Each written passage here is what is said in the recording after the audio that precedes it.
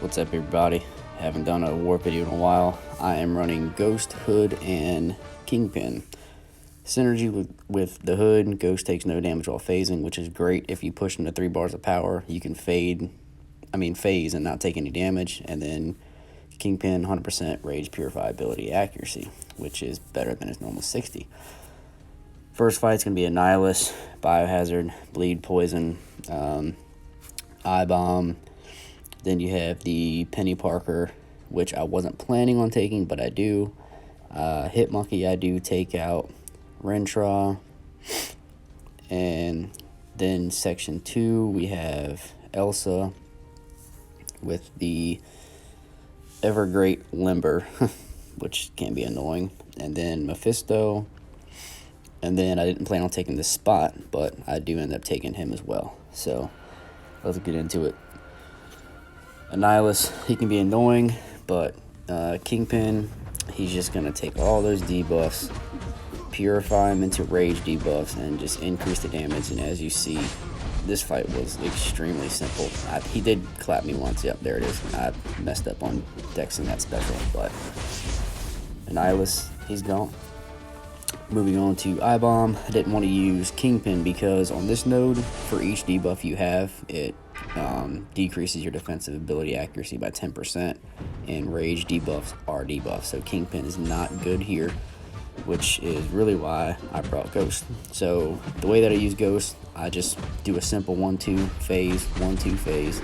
It's the simplest way to play with her and take the least amount of damage. And obviously, you want to use her special too when she's phased out. So, and you'll see I do mess up a parry here, and then of course he goes defensive, and I take a little bit of damage, which isn't much. And yeah, just finish it out with the phasing and tap. Move on to Penny Parker. The best way to beat her is to eliminate her sync shield, which means you kind of have to attack her block. But the way the AI has been playing, I've been a little skeptical, and you'll see here I'm kind of just waiting and figured I'd do a couple belly boops, boop, and yep, another one, boop, there's the belly boops. So the belly boops are good, especially if you get a crit, it's a lot of damage. But she was just, the way she was playing defensively, I wasn't too sure about attacking into her block, and you'll see, like, once I got a really good chance to hit her block, I took out the shield. Once the shield's gone, man, I knew it was over. Got 20 seconds to take her out. She's only a 5-star R5. If it was an R3 or R4, it'd take a little bit longer. The Hit Monkey fight, I realized I was not recording. So that was just a simple fight. It was hazard shift. I think it was Incinerate, Poison, used Ghost.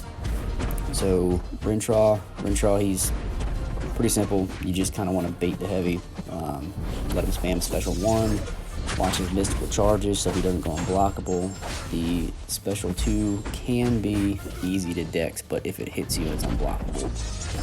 It can do a bit of damage. So it's pretty much what I'm doing here. Even though I have it on 1.5 speed, it's still a long fight. So you'll see all I'm doing, baiting the heavy, pushing the special 1, and right here he's being defensive as the AI always is. So let this fight drag out. And I'm using special 1 over and over to lower his ability accuracy. And I probably could have ended a little bit quicker with special 2 because it does a lot of damage and it adds rage debuffs, but this all worked out pretty good. Moving on to Elsa. The only thing tricky about this is the Limber, but with Elsa, you don't really ever need to parry her. You can just bait out her heavy attack, dash back, and then attack, intercept, whatever you want to do. And that's pretty much all I'm doing. Same way I fought Rentra. I'm just building those debuffs, purifying them into rage debuffs, increasing his combat power rate and his crit rate, and just take her out pretty much. This, in my opinion, it would have been a good placement if he was running suicides, because I would be pretty much forced to use a mutant. But they weren't running suicides. I dueled him before I did this fight just to make sure. So waiting a couple seconds to get that energy. Okay, boom, on to Mephisto. Mephisto, my main goal, I didn't want his little aura to activate, so I just belly booped it out. Boop.